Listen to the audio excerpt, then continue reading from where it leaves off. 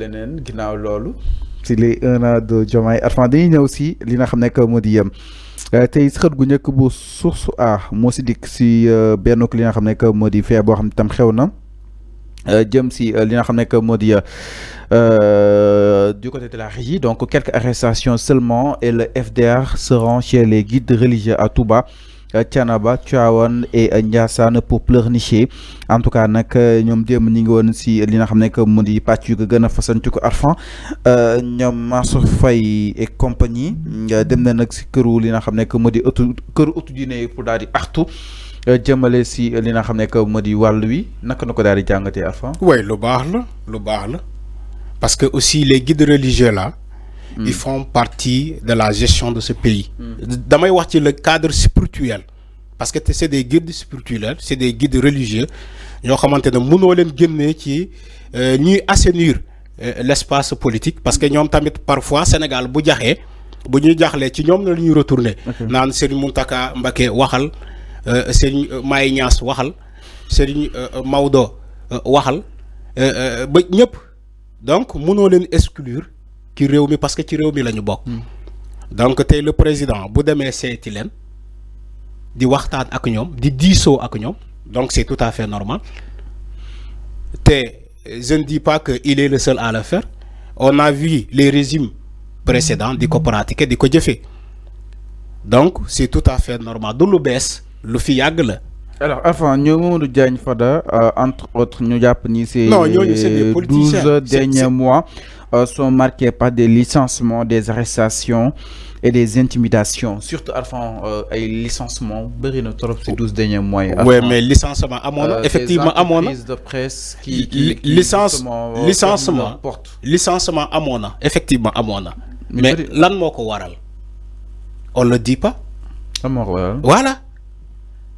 Man je suis pas d'accord ci les licenciements parce que nit aussi bu am xëy di am salaire le salaire est sacré mais aussi licenciement bi il faut que ñu xam lan moo ko waral fallu bu fekkee nit dañoo recruter ay recrutement yaa ma ne basé sur du clientélisme politique mooy maanaam di gonfler les agences là gonfler les entreprises alors que du nombre bi la war a jël réellement nga dem recruter say nit di gonfler ces entreprises am na ñoo xamante ne amuñu fa xëy pourtant ils sont payés le mois il y a des gens yoo xamante ne amuñu fa bureau dañ leen jox ay CDI ba pare amuñu fa njëriñ benn liggéey ñu recruter fa ay plus de 5 personnes mais loolu bu amee dans un pays aussi pauvre comme le Sénégal on nous dit que ce pays là il fait parmi les 25 pays les plus pauvres au monde.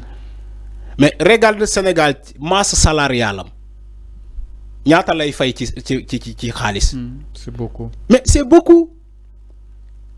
On paye plus de 1000 et quelques milliards. ci ay salaire. Mais Sénégalais lañ koy fay rek. mais Fallou non la question n'est pas ay Sénégalais lañ koy fay. dama ne parce que benn Arfan buy liggéey 30 personnes mi ngi si ginnaaw. la question n'est pas benn Fall buy liggéey 20 personnes peut-être mi ngi si ginnaaw. d'accord je suis pas d'accord. C'est dans la règle normale justement peut-être des choses. Fallou gën a yokk emploi ak employabilité surtout des jeunes. Fallou impacté leen. gis nga seen gouvernance xaalis bi ngay yóbbu ci say njaboot dafa war a lew. lan moo ko lewadil. xaalis bi ngay dundalee sa njaboot dafa war a lew. lewadil Arfan. Les emplois fictifs ay nit di fayeeku salaire te liggéeyuñu dara loolu du xaalis bu lew il faut ngeen xam loolu. loolu du xaalis bu lew nit war ngaa accepter salaire boo xamante yow da nga ko liggéey nga accepter ko mais ñu lay fay ay toog muy dox ñu recruter ay nit képp ku ñu nommé mu andi ay sabar ay bongoman andi ay nitam di gonfler ces entreprises là. Mais c'est tout à fait normal ñu licencier ay gens ay nit. Ce n'est pas une raison. Ce n'est pas dama ne c'est l'une des raisons. Ce n'est pas une raison ñuy limoger ay nit. dama ne c'est l'une des raisons maintenant beneen bi bu fekkee ay nit dañoo am CDI ñu licencier leen te teguñu ko fenn c'est là où j'ai dit que je ne suis pas d'accord foofu d'accord ma ci maintenant bu fekkee ci li ma wax sànq ni que dañoo gonfler ay entreprises yoo xamante ne. ñu recruter amuñu benn formation. amuñu benn qualification. mais loolu licenciement bu normal la wala ay contrat yu arrivé à terme ñu remercier leen renouveler wuñu contrat yooyu c'est tout à fait normal parce que entreprise bi mooy xool ndax sa contrat jeex na soit ñu renouveler ko wala ñu bàyyi la nga dem boo amalee njëriñ boîte bi ñu renouveler sa contrat mais loolu c'est tout à fait normal, ça se fait partout au monde. Maintenant, ce que vous voulez imposer aux Sénégalais, moi, madame, oui, contrat am jeex na mais il faut ngeen jël ko par force. Wala Doudou Ka ba muy ñëw AIBD dafa andi ay nitam. Légui il faut que nitam yooyu même si bu fekkee amuñu fa liggéey nañ leen fa bàyyi di leen jox xaalis di leen jox salaire. Loolu ngeen bëgg a wax Sénégalais yi. Wala diw ñëw na au niveau de la caisse de dépôt et de consignation El Hadj Ibrahima Sall Issa Sall ñëw na fa andi fa ay nitam mu am ñoo xamante ne amuñu fa liggéey amuñu fa benn njëriñ ñu am CD yi ngeen ne non comme andi na fa ay nitam te comme ay sénégalais lañ nañ leen fa bàyyi di leen fay salaire. À quand le Sénégal va se développer comme ça nan la ñuy développer noonu bu fekkee ñun lu ñu liggéey Sénégal yëpp dañ koy fayee salaire kañ la ñuy développer kañ la ñuy développer je pose la question. C'est-à-dire que même ci mbirum licenciement boobu dafa am manipulation il faut nga xam lool. Après ñi dañuy toog. dama ne ci mbir dama ne ci mbir licenciement bi dafa am manipulation. dafa am manipulation bu fa nekk. Mais franchement. Les gens ne disent pas la vérité. Mais franchement au développement à quel prix?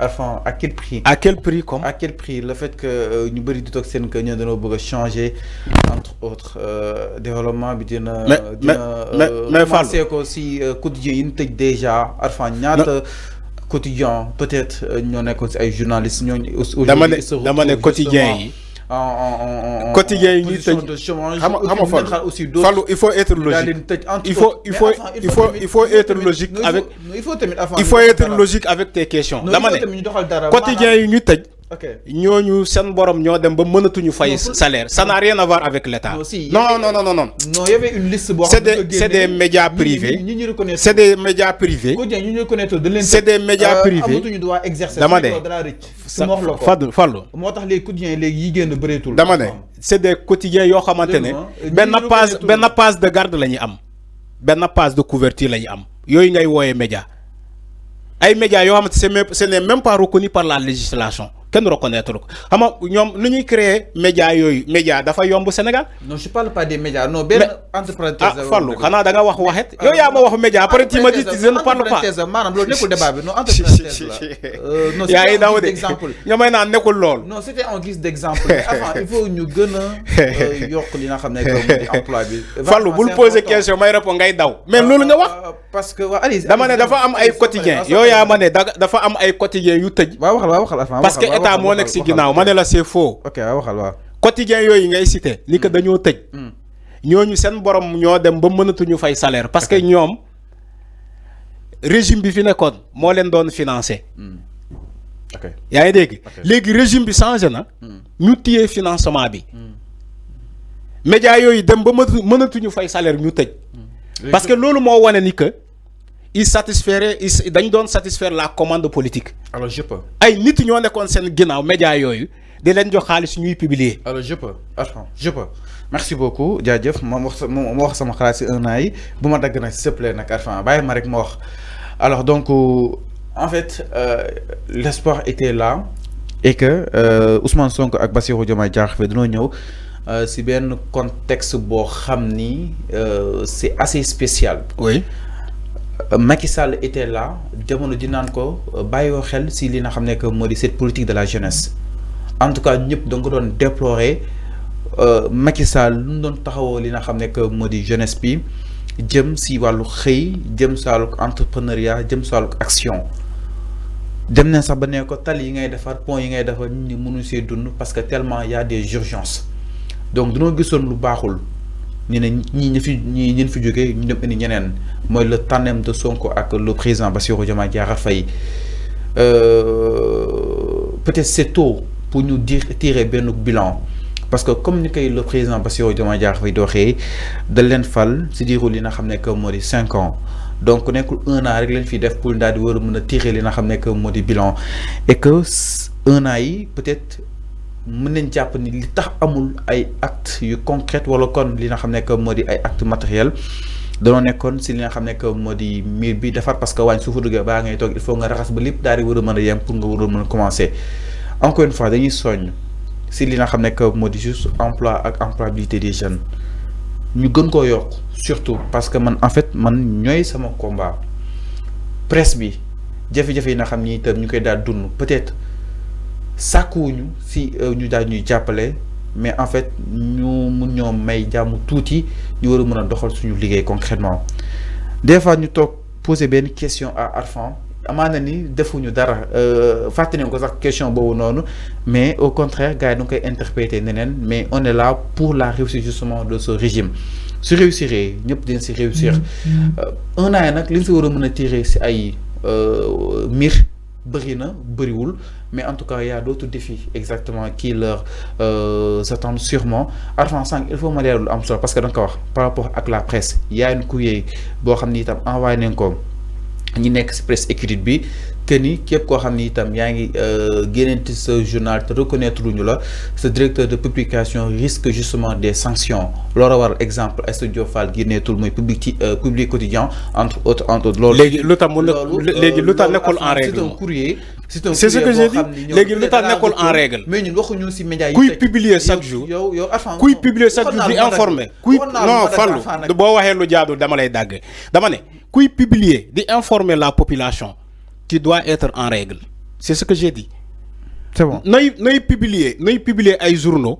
di wax lu la ne parfois tu es tellement arrogant parfois di saaga alors que tu n'es pas en règle après buñ la avertir nga ne non état moo ma bëgg a tëj état bëggu laa tëj dañ la ne utal këyit ba nga nekk en règle ñaata journaux lu ñooy paraître Sénégal chaque jour ñaata journaux est-ce que mën nga leen compter. Tu es dans le temps de la. Pourquoi ces journaux-là ñu continuer dama ne pourquoi journaux yooyu continuer di publier parce que ils sont en règle. Parce que ils sont en règle. dama ne je suis pas dans la dama ne Fallou.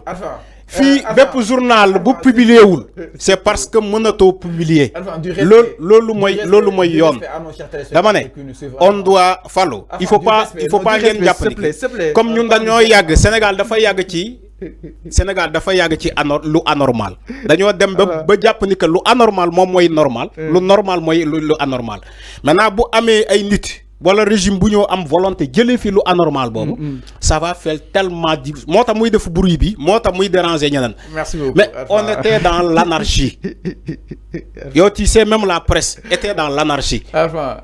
Presse bu bëri presse yu bëri ay nitu politique ñoo nekk ci ginnaaw di leen financer ñuy publier loolu moo am presse bi mais c'est ça juste peut-être benn éclaircissement benn leeral si c'est ça la réer loolu moo am Fallou loolu moo am les patrons de presse jot nañ ko c'était juste benn leeral boo xam ne na koy indi rek je pense que ni presse bu ñu reconnaître je pense que warul exister non soit suñu dañ lay reconnaître ngay bénéficier aussi ay marché de l'État seen ay convention soit ñu bañ laa reconnaître ñu bàyyi la ngay exercer parce que lépp loo gis am na wàllug li nga xam ne que moo di clandestinité si marchand ambulant ñi taxaw si mbedd yi mënuñu leen fa jëlee parce que il évolue si wàllug clandestine entre autres en tout cas nañ ñu jàppale bu baax a baax. nañ ñu taxaw Fallou li ngay wax ni c'est pas un développement li ngay wax ni c'est pas un développement quand même on doit développer ce pays.